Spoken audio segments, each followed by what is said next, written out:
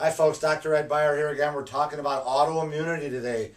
Autoimmune disease means your immune system is mistakenly attacking your own tissue.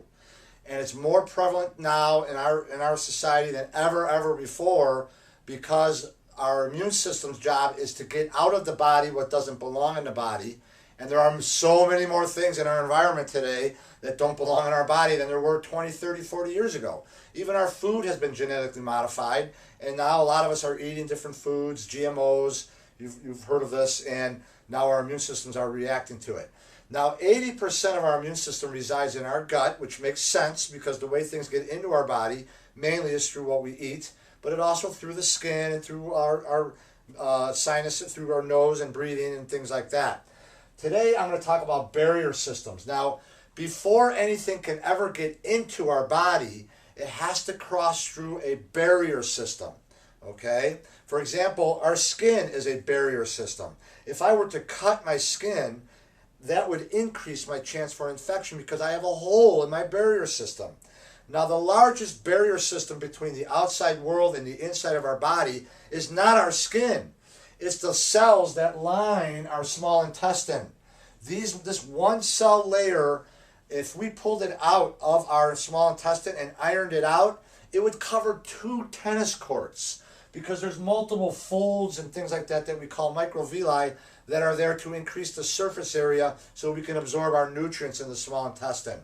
Now, what happens, and some people say in every autoimmune disease, one of the things that triggers our immune system is that these tight junctions between these cell layers, the cell layer and our small intestine, become destroyed. And that is called leaky gut syndrome or increased intestinal permeability.